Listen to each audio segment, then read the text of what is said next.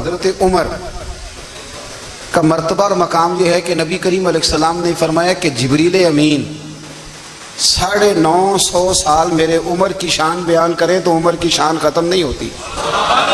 950 سال اگر حضرت جبریل بھی بیان کرے تو یہ مقام ہے سیدنا فاروق اعظم کا۔ نبی کریم صلی اللہ تعالیٰ علیہ وسلم نے فرمایا کہ میں نے خواب دیکھا ہے، کچھ لوگوں کو میں نے قمیضیں پہنے ہوئے دیکھا، کچھ کی قمیضیں ناف تک تھیں، کچھ کی پیٹ تک تھیں اور کچھ کی گھٹنوں تک تھیں۔ عمر میں نے تمہیں بھی دیکھا ہے، تمہاری قمیض تو پیروں سے ٹکرا رہی تھی۔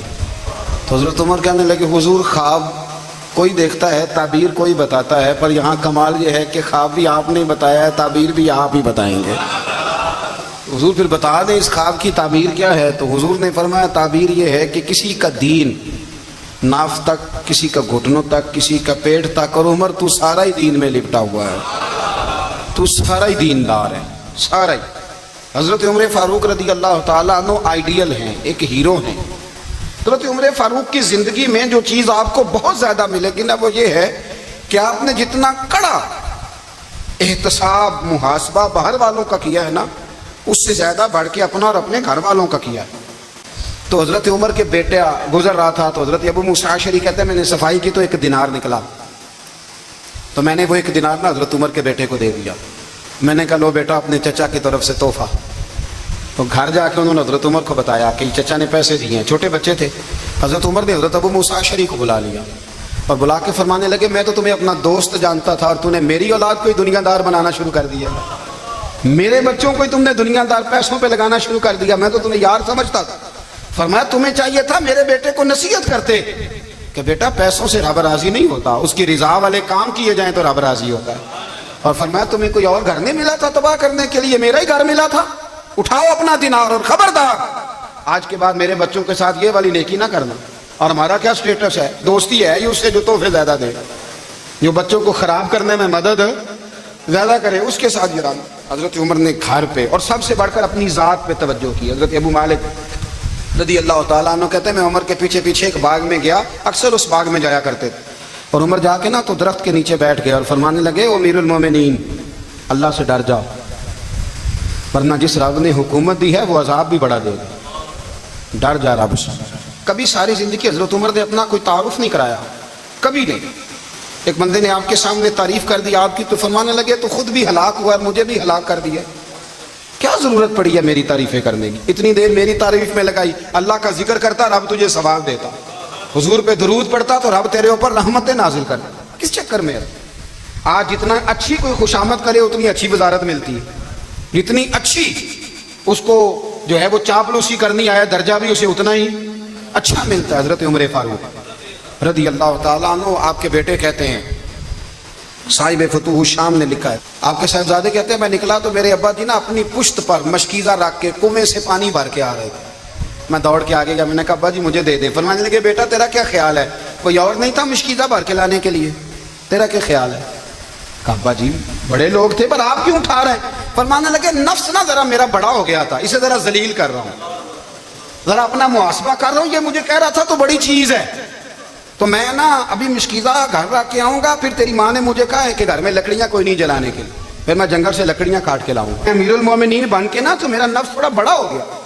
اب یقین کریں ہمارا ہاضمہ خراب ہو جاتا ہے جب تک ہمارا تعارف صحیح نہ ہو، ہمارا تعارف ٹھیک نہ ہو، میں یہ ہوتا ہوں میں وہ ہوتا ہوں، چھوڑ مٹی دیں تے مٹی رہنا ہی، مٹی دیں تے مٹی دیں تے مٹی رہنا ہی، ایویں کادی بلے بلے اج مٹی دے اتے بندیا تے کل مٹی دے تھلے، مٹی دیں تے مٹی رہنا ہی، کادی بلے، مجھے پوچھ لو مجھے جان لو میرا نام لے لو، میں بھی آیا ہوں، میں بھی ہوتا ہوں، میرا بھی یہ تذکرہ ہے۔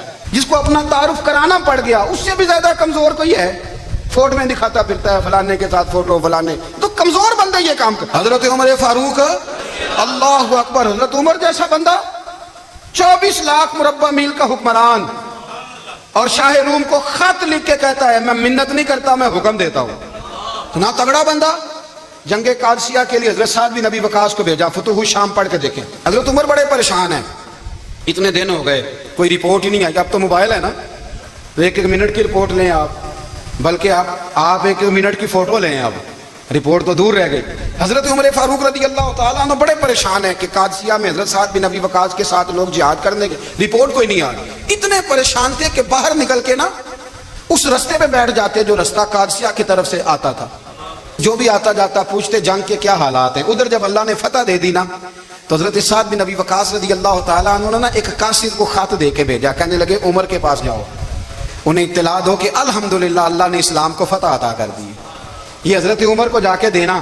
وہ بڑے پریشان ہوں گے. وہ جو اس زمانے میں اس طرح ہوتا تھا کہ کئی دور دور سے صحابہ جو دوسرے شہروں کے ملکوں کے رہنے والے ہوتے تھے وہ بھی آ کے شامل ہو جاتے تھے جہاد میں. کوئی ایک دفعہ مدینے آیا, کوئی 2 دفعہ آیا, پھر اپنے اپنے علاقوں میں. بہت سارے لوگوں نے زیادہ دفعہ حضرت عمر کو دیکھا بھی نہیں تھا. وہ جو قاصد خط لے کے آیا تھا نا اس نے ایک آدھ دفعہ دیکھا تھا. حضرت عمر بوڑھے ہو گئے, وہ پہچانتا نہیں تھا. ادھر سے وہ خط لے کے آ گیا. حضرت عمر مدینے سے باہر نکل کے اس روڈ پہ بیٹھے تھے جو قادسیہ سے آتا تھا. جب وہ اس آدمی کو آتے دیکھا تو حضرت عمر اٹھ کے کھڑے ہو گئے, فرمانے لگے قادسیہ سے آ رہے ہو؟ وہ کیا کہتا ہے؟ پٹے پرانے کپڑے, ٹوٹے ہوئے جوتے, سر پہ پرانی پگڑی. کہنے لگے غلام مدینے کے رہنے والے ہو؟ حضرت عمر کہنے لگے ہاں مدینے کا ہوں.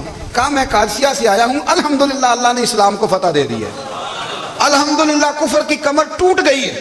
اس نے یہ بات کر کے تو گھوڑے کو ایڑی لگائی, گھوڑا دوڑنے لگا مدینے کے. حضرت عمر بھی ساتھ ساتھ دوڑ رہے. فرمانے لگے اچھا بتاؤ خالد بن ولید کا کیا حال ہے؟ تھوڑا آگے جا کے فرمانے لگے اسامہ بن زید کیسے ہے؟ وہ کہتے ہیں ٹھیک ہے. پھر اس نے اور گھوڑا. عمر ساتھ ساتھ دوڑ رہے ہیں, ساتھ ساتھ. 24 لاکھ مربع میل کا حکمران, ایک جوتا پیر سے نکل گیا, عمر دوڑ رہے ہیں. آگے جا کے پوچھتے ہیں سعد بن ابی وقاص کا کیا حال ہے؟ کہ حضور وہ بھی ٹھیک ہے. کتنے لوگ میرے شہید ہو گئے مسلمانوں میں سے؟ کہنے لگا صحیح گنتی کا نہیں پتا. یہ لفظ ادا ہوتے ہوتے مدینے کی سرحد آ گئی. لوگوں نے عمر کو گھوڑے کے ساتھ دوڑتے دیکھا تو کہا امیر المومنین کیوں دوڑ رہے ہیں؟ وہ غلام چھلانگ لگا کے نیچے آیا, قدموں میں بیٹھ گیا.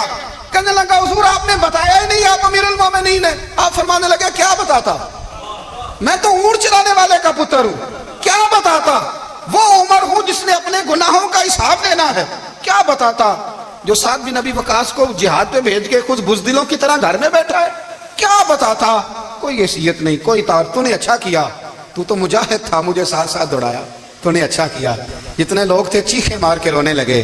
حضرت فاروق اعظم سے کہنے لگے عمر جب تک تیرے جلوے رہیں گے اللہ کامیابیاں ہی عطا فرمائے گا, جب تک تیرا رنگ رہے گا اللہ تعالیٰ نوازتا ہی رہے گا.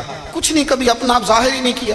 بہت بڑے تھے, بہت بڑے تھے حضرت عمر, بڑے تھے.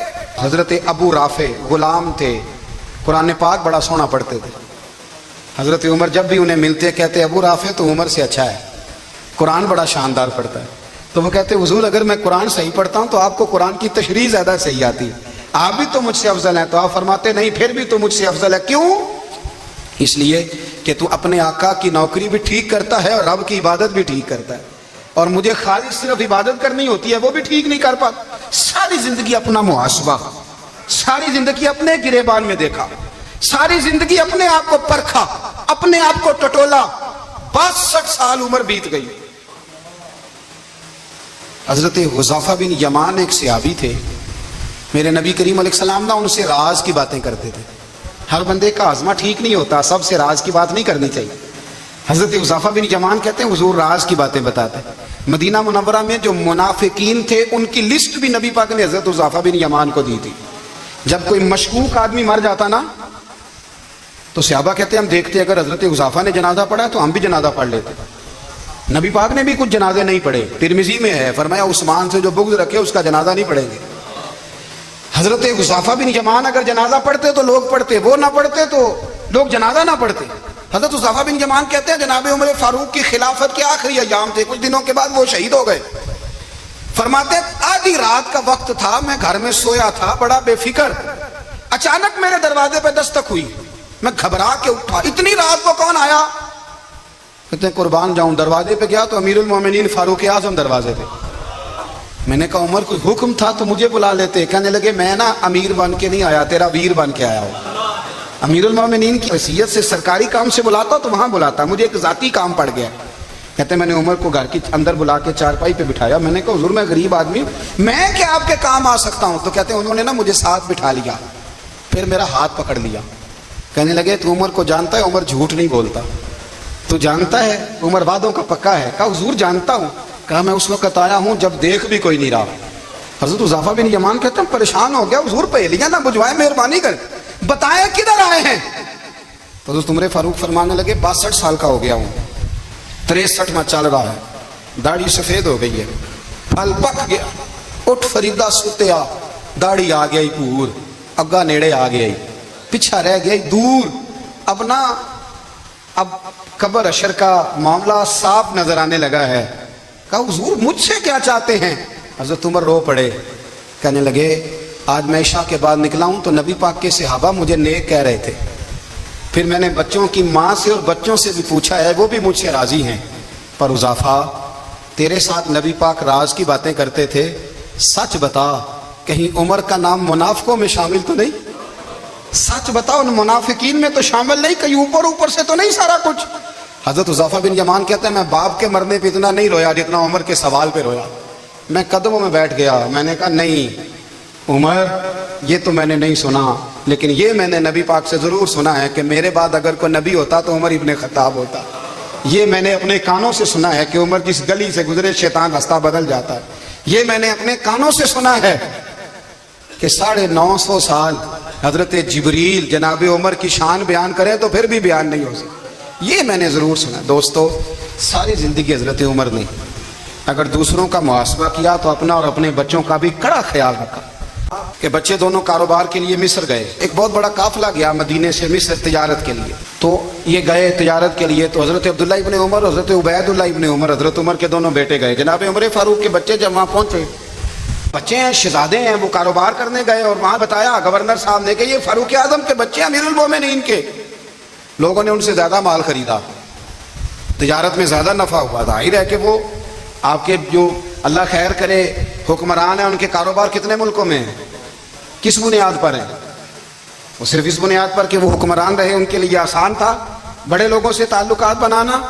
حضرت عمر فاروق رضی اللہ تعالیٰ عنہ کے بچے ڈھیروں مال کما کے جب واپس آئے نا, تو حضرت عمر سے آ کے بچوں نے بطور محبت کا ابا جی اللہ نے بڑا ہی فضل کیا ہے, بڑا مال کمایا الحمدللہ, یہ دیکھیں کتنا نوازا ہے. تو حضرت عمر کہنے لگے سارے قافلے نے اتنا ہی کمایا ہے, سارے قافلے نے اتنا ہی کمایا ہے؟